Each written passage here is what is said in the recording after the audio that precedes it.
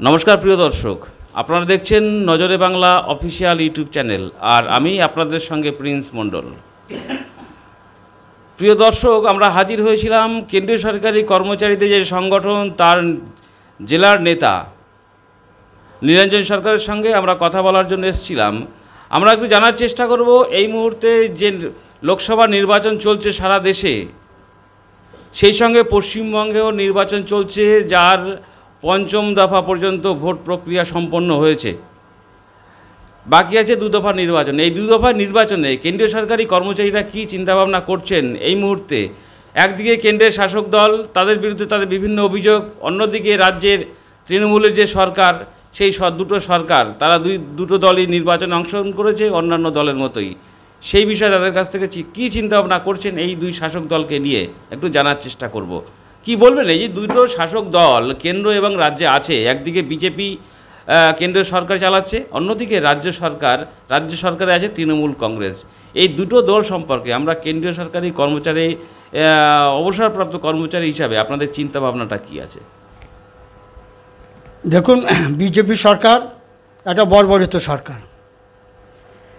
এই 10 বছর হয়ে গেছে বিজেপি সরকার যা আসার পরে বিএসএনএল দপ্তরটাকে এখন শেষ করে দিয়েছে। বিএসএনএল দপ্তরটা কেন্দ্র সরকারের অধীনে নিজস্ব দপ্তর, কিন্তু 4G 5G যখন আসে, তার স্পেকট্রাম যখন বিক্রি হয়, তখন কিন্তু বিএসএনএলকে দেয় না, দেয় কাদের? আদানি আম্বানিদের দেয়, যেখান থেকে কেন্দ্র সরকার পয়সা করি পায়। কারণ বিএসএনএল নিজস্ব দপ্তর বলে এরা তো পয়সা করি দেবে না। যেরকম আমি বলি, এটা আদানির সারা ভারতবর্ষের টেলিফোনের কোনো ইনফ্রাস্ট্রাকচার নেই, কিন্তু সে স্পেকট্রাম কিনলো, 1000 কোটি টাকা স্পেকট্রাম কিনলো, তার তো কোনো টেলিফোনের কোনো সিস্টেম নেই, কিচ্ছু নেই, কিন্তু সরকার বলে দিল এটা কিনতে পারে। আর পার্লামেন্টে দাঁড়িয়ে নির্মলা সীতারামন বললেন যে বিএসএনএল দপ্তরে কোনো 5G স্পেকট্রাম পাবে না, নিজস্ব তো দপ্তর। তাহলে বিএসএনএলকে ধ্বংস করার মূলে হচ্ছে কেন্দ্র সরকার। আর এই কেন্দ্র সরকারের আছে থার্ড পিআরসি, আমাদের 1/1/2017 থেকে দেওয়ার কথা ছিল। দীর্ঘ লড়াই আন্দোলন আমরা করেছি, কিন্তু এই বিজেপি সরকার, কেন্দ্রীয় সরকার 79 মাস হয়ে গেল আমাদের কোনো থার্ড পিআরসি দিল না। এর সঙ্গে যুক্ত আছে রিটায়ার্ড পার্সনদের পেনশন রিভিশন, তার সঙ্গে যুক্ত আছে ক্যাজুয়াল কর্মচারীদের 7CPC। এখন এরা কেন্দ্র সরকার বলতে চাইছে যে থার্ড পিআরসি না হওয়া পর্যন্ত। আপনাকে একটু বিরক্ত করি, আপনাদের এই যে দপ্তরে আপনি চাকরি করতেন, বলছেন বিএসএনএলে চাকরি করতেন, এবং বিএসএনএলে বলছেন ক্যাজুয়াল কর্মচারীদের সংখ্যা কেমন আছে এবং তারা কতদিন ধরে ক্যাজুয়াল কর্মচারী হিসেবে চাকরি করছেন, এইটা যদি আমার দর্শকদের উদ্দেশ্যে যদি একটু বলেন। ক্যাজুয়াল কর্মচারীদের তারাও যৌবন বয়সে ঢুকেছিল, তাদের প্রত্যেকের 25 বছর 26 বছর হয়ে গেছে, তারা এই ডিপার্টমেন্টে ঢুকেছে। তাদের অ্যাপয়েন্টমেন্ট লেটার দেয়নি, কিন্তু রিটায়ার হয়ে যাওয়ার পরে একটা চিঠি কিন্তু দিচ্ছে।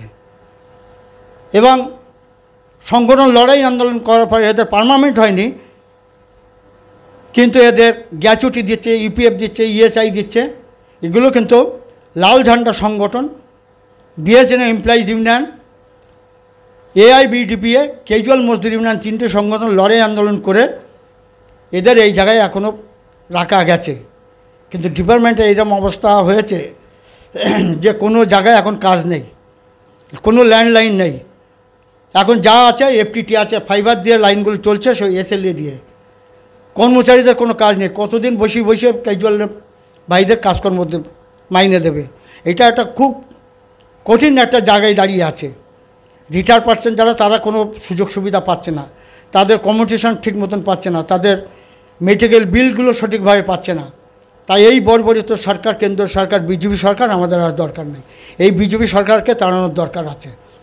কারণ এই বিজেপি সরকার থাকলে আগামী 24-এ যদি আবার আসে, তাহলে বিজেপি সরকার বলেছে যে 75 বছর পরে কোনো রিটায়ার্ড পার্সনদের পেনশন আর দেবে না, থোক একটা কিছু টাকা দিয়ে দেবে, এবং ফ্যামিলি পেনশন তাদেরও কিছু দেবে না। এই জায়গায় দাঁড়িয়ে আমাদের কেন্দ্র সরকার কর্মচারী যারা আমরা আছি, বিএসএনএল দপ্তরে যারা ছিলাম, তাদের একটা খুব ভয়াবহ একটা দিন এই কেন্দ্র সরকার নিয়ে এসছে। এবং আগামী দিনে যে যদি এই সরকার আসে তাহলে বিএসএনএল অস্তিত্ব থাকবে বলে আমার মনে হয় না।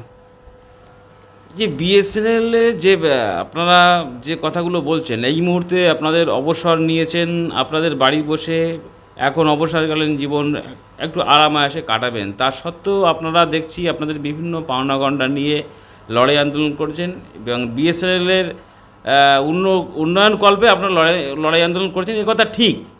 কিন্তু আমার কথা হচ্ছে শুধু বিএসএনএল তো নয়, আপনাদের মতো বহু অংশের কর্মচারী আছে ভারতবর্ষে এই মুহূর্তে, যা পরিসংখ্যান বলছে তাতে করে কেন্দ্রীয় সরকারের অধীনে এবং সরাসরি কেন্দ্র সরকারি দপ্তর যত আছে, এতে যত কর্মচারী এই মুহূর্তে কাজ করছে তার সেই সংখ্যার থেকেও অবসরপ্রাপ্ত কর্মচারীর সংখ্যা বেশি। এই অবস্থায় নিয়ে চলে গেল, এর জন্য আপনি কী কতটা অংশের দায়ী বর্তমান কেন্দ্রীয় সরকার, কি মনে করেন আপনি? এর মধ্যে 100% কেন্দ্র সরকার দায়ী। কারণ একটা কথা বলি, যে এই যে 4G 5G যখন দিচ্ছে কেন্দ্র সরকারকে, সব বিভিন্ন প্রাইভেট সেক্টরকে দিচ্ছে, কিন্তু বিএসএনএলকে দিচ্ছে না। আর বিএসএনএলকে ধ্বংস করার মূল্য হচ্ছে কেন্দ্র সরকার। আপনি এখন সব অফিসে গিয়ে দেখবেন আপনার ল্যান্ডলাইনের অবস্থা খুব খারাপ। যাও আছে, একটা টেলিফোন যদি আপনি চেঞ্জ করতে চান, একটা টেলিফোন পাবেন না। ল্যান্ডলাইন টানতে গেলে একটা ডপার লাগে, সেই ডপার আপনি 1 ইঞ্চি ডপার পাবেন না। তাহলে ল্যান্ডলাইন পরিষেবা আপনি দেবেন কী করে? এর জন্য পুরোটা দায়ী হচ্ছে কেন্দ্র সরকার। এই যে 4G, প্রাইভেট সেক্টরগুলো বিদেশি থেকে ইকুইপমেন্ট নিয়ে এসে তারা ইকুইপমেন্ট চালাচ্ছে, আর বিএসএনএলকে দিচ্ছে ইন্ডিয়ান প্রোডাক্ট, যেটা খুব ভালো একটা সার্ভিস দিচ্ছে না ইন্ডিয়ান প্রোডাক্টে। এই হচ্ছে দ্বিচারিতা হচ্ছে এই কেন্দ্র সরকারের। কিন্তু যখনই দেখবেন কোনো মহামারী আসবে, ঝড়, ভূমিকম্প বা কোনো অ্যাক্সিডেন্ট যাই হোক না কেন, কোনো প্রাইভেট কোম্পানি কিন্তু সেখানে কোনো লাইন পরিষেবা দিতে যাবে না, একমাত্র যাবে বিএসএনএল দপ্তর। তারা যেভাবে হোক পরিষেবা দেবে, এটা অন্য জায়গায় অন্য প্রাইভেট সেক্টরগুলো দেয় না। এগুলো হচ্ছে কেন্দ্র সরকারের পুরো 100% দায়ী। এবং সে চাইছে যে এই যেরকম 80,000 কর্মচারীকে ঘাট ধাক্কা দিয়ে বার করে দিল, তারও একটা কারণ আছে। এই ভিআরএস নেওয়ার কারণ হচ্ছে 1 মাস 1.5 মাস অন্তর অন্তর বেতনটা দিত, সেই কারণে অনেকেই ভয়তে এই ভিআরএসটা নিয়েছে। আবার শুনছে আবার একটা ভিআরএস নাকি আসবে। এই ডিপার্টমেন্টকে শ্মশানে পরিণত তৈরি করেছে। এই ডিপার্টমেন্ট যাতে না চলে তার জন্য আদানি আম্বানি ওর নিজস্ব বন্ধুকে, আমাদের যে প্রধানমন্ত্রী নরেন্দ্র মোদী, তার বন্ধু আদানি আম্বানিদের হাতে বেঁচে দেওয়ার চক্রান্ত চলছে। আপনারা অভিযোগ করলেন কেন্দ্রীয় সরকারের যে ভুল নীতি বা জনবিরোধী যে নীতি বা পরিকল্পনা, তার কারণে আপনাদের দপ্তর বিএসএনএল আজকে রুগ্ন সংস্থায় পরিণত হচ্ছে। এটা বুঝলাম আপনারা কেন্দ্র সরকারের বিরোধী, কিন্তু আপনারা একথা কেন বলছেন? রাজ্য সরকার, যে রাজ্যে যে সরকারটা চলছে, তারা তো কোনোভাবেই এই বিএসএনএল রুগ্ন হওয়ার দায়ী নয়। তাহলে আপনারা কেন এই রাজ্য সরকারের বিরোধিতা করছেন, কি বলবেন? রাজ্য সরকারের বিরোধিতা এই কেন করছি, আপনারা দেখবেন গতবারে 22টা এমপি ছিল, সাংসদ ছিল। পশ্চিমবঙ্গে বিএসএনএল এইরকম যে দুরবস্থা, শ্মশানে পরিণত হয়েছে। যে 22 জন এমপি ছিল, সেই এমপিরা সাংসদে কোনোদিন বলেছে যে বিএসএনএল দপ্তরে এরকম অবস্থা কেন, যে ক্যাজুয়াল কর্মচারীদের এরকম অবস্থা কেন, জব কন্ট্রাক্ট কর্মচারীদের এরকম অবস্থা কেন, রেগুলার কর্মচারীদের এরকম অবস্থা কেন, এবং অফিসগুলো শ্মশানে পরিণত হলো কেন? যদি একটা টেলিফোন চাওয়া যায়, একটা টেলিফোন পাওয়া যায় না, একটা লাইন পরিষেবা ভালো দেওয়া যায় না। সেই সাংসদগুলো কিন্তু আবার ট্যাগ মেম্বার আছে আমাদের ডিপার্টমেন্টে, তারা আবার 1000-এর উপরে বেশি করে কল ফ্রি পায়। সে মোবাইলে পেতে পারে, ল্যান্ডলাইনে পেতে পারে। আবার যখন আমাদের সিজিএমের সঙ্গে মিটিং করেন, তখন তারা কিন্তু ভালো মন্দ প্যাকেটও পেয়ে যান। তাহলে তাদেরকে একটা নৈতিক দায়িত্ব থাকে না, যে আমাদের বিএসএনএল দপ্তরটাকে যে ডুবে যাচ্ছে, সেই জায়গায় দাঁড়িয়ে কেন্দ্র সরকারের সাংসদের ওখানে দাঁড়িয়ে আমরা 2-4টে কথা বলি যে বিএসএনএল এরকম দুরবস্থা কেন। এই জন্য আমাদের রাগ যে রাজ্য সরকারের উপরে। পাশাপাশি যে দীর্ঘদিন ধরে 11 মাসের ওপরে যেসব ছেলেমেয়েরা রাস্তায় ধর্ণা বিক্ষোভ করছে, দিনের পর দিন রাত জেগে, এমনকি মহিলারা মাথা মুন্ডন করে তারা লড়াই আন্দোলন করছে, তাদের চাকরিটা রাজ্য সরকার দিচ্ছে না। আবার এই 26,000 চাকরি চলে গেল শুধু রাজ্য সরকারের কারণে। কারণ হচ্ছে যারা পয়সা নিয়ে চাকরি পেয়েছেন, সাদা খাতা জমা দিয়ে পয়সা নিয়েছেন, চাকরি পেয়েছে, তাদের যে হাইকোর্ট বলেছে বা সুপ্রিম কোর্ট বলেছে 8,000-এর বেশি তারা হচ্ছে পয়সা দিয়ে সাদা খাতা জমা দিয়ে ঢুকেছে। এর মধ্যে ভালো ছেলে মেয়েরা আছে, তারা উন্নতি করেছে, তাদেরকে চাকরিটা বহাল রেখে এদেরকে বলতে পারত। হাইকোর্ট বারবার বলেছে তোমার মধ্যে যে জল ঢালা আছে সেই জলটা তুমি পরিষ্কার করো, তাহলে ওই যারা 26,000 চাকরিটা যেত না। এর জন্য দায়ী করছে হচ্ছে কেন্দ্র সরকারকে। কেন্দ্র সরকার যখন দায়ী করছে, সুপ্রিম কোর্টে যে গেছে রাজ্য সরকার, এই যে হাজার হাজার কোটি টাকা খরচা করে হাইকোর্ট সুপ্রিম কোর্ট করছে, এটা আমাদের ট্যাক্সের পয়সায়। আপনি দেখুন স্কুলগুলো 8,000 স্কুল বন্ধ হয়ে যাচ্ছে, প্রাইমারি স্কুল, সেখানে কিন্তু সরকারের ভূক্ষেপ নেই যে ছেলেমেয়েরা সঠিকভাবে পড়াশুনো করছে না বা মাস্টার সেখানে নেই। যারা পয়সা দিয়ে স্কুলে চাকরি পেয়েছে তারা পড়াশুনো করতে পারে না, তারা নিজেদেরই পারে না, তো সাদা খাতা জমা দিয়েছে, তার ছেলেমেয়েদের কী পড়াবে? তাদের সেইভাবে তাদের জ্ঞানটা নেই, যার জন্য ছেলেমেয়েও সব আর কেউ বাবা মা চাইছে না প্রাইমারি স্কুলে রাখতে, কারণ মাস্টারের এরকম দুরবস্থা, সেই জন্য তারা প্রাইভেট স্কুলগুলো ভর্তি করার চেষ্টা করছে। এই জায়গায় দাঁড়িয়ে যে আমরা রাজ্য সরকারের বিরোধিতা করছি। আপনি দেখুন শিক্ষা দপ্তরটা পুরো জেলে গেছে, খাদ্য দপ্তরটা পুরো জেলে আছে বিভিন্ন কারণে। আবার এখন তখন এই ভোট চলছে, এই ভোটে দুটো দল যে কোনো সময় রাইট বেঁধে যেতে পারে। দুটো দল, কেউ রাম মন্দির নিয়ে লড়াই করছে রাম, আর কেউ বলছে যে অন্যভাবে সাম্প্রদায়িক দাঙ্গা বাঁধিয়ে দিচ্ছে। এই যে ওবিসি গত পরশুদিন যে 5 লক্ষ ওবিসি কার্ড বাতিল করে দিল কেন্দ্র হাইকোর্ট, এরও কারণ আছে যে 10-এর পরে 11-র পরে যে সরকার নিয়ম না মেনে যে ওবিসি কার্ড দিয়ে দিয়েছে, যারা যোগ্য ওবিসি কার্ড পাওয়ার তাদের ঠিক আছে, কিন্তু অযোগ্যরা ওবিসি কার্ডটা পেয়েছে। তার জন্য সরকারকে সঠিকভাবে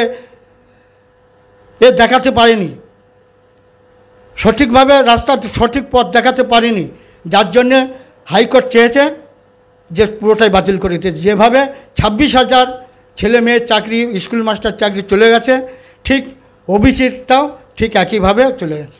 একদিকে দুর্নীতি, এই রাজ্য সরকার, আমরা যে রাজ্যে বসবাস করি পশ্চিমবঙ্গের রাজ্য সরকার, তার একাধিক নেতামন্ত্রী, আপনিও বললেন বামপন্থীরাই অভিযোগ করে, দুর্নীতির অভিযোগে একাধিক নেতামন্ত্রী জেলের মধ্যে আছে আমরা জানি।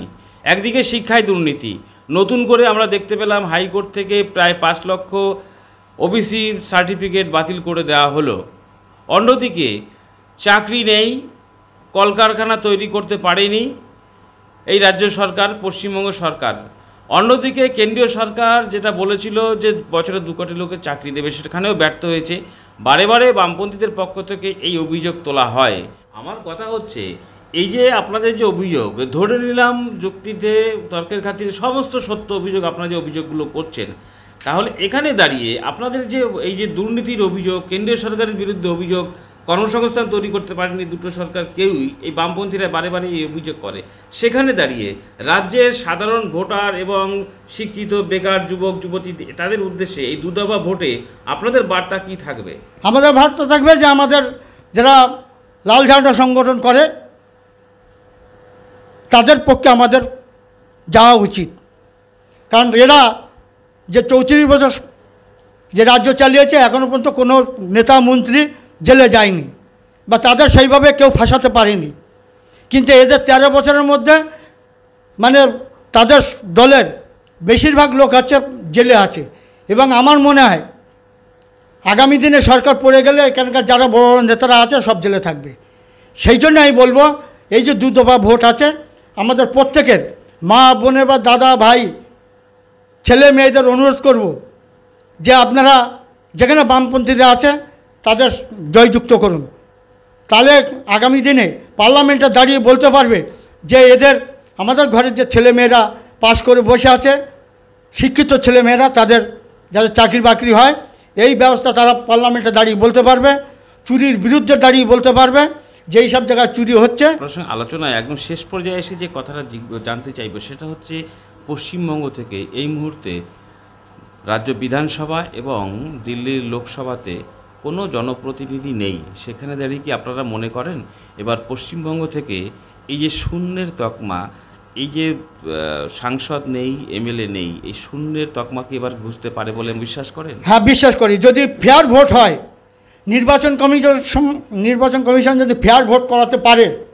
যে সেনাবাহিনীদের রাস্তায় রুট মার্চ করাবো এবং বুথে বুথে যদি সেনাবাহিনী দেয়, ফেয়ার ভোট যদি হয়, তাহলে আমাদের বামপন্থীরা সংসদে যাবে এবং তাদের যে অভিযোগ, আমাদের রাজ্যের যে অভিযোগ বা সারা ভারতবর্ষের যে অভিযোগ, সেই অভিযোগ তারা তুলে ধরতে পারবে। এটা আমার দৃঢ় বিশ্বাস। ধন্যবাদ। প্রিয় দর্শক, আপনাদের নজর থাকুক, আগামী 4 তারিখে ভোটের ফলাফল আমরা জানতে পারবো, কোথায় গিয়ে পৌঁছায়, মানুষ কাদের পক্ষে রায় দেয়। আপনাদের চোখ থাকুক নজরে বাংলা অফিসিয়াল ইউটিউব চ্যানেলের পর্দায়।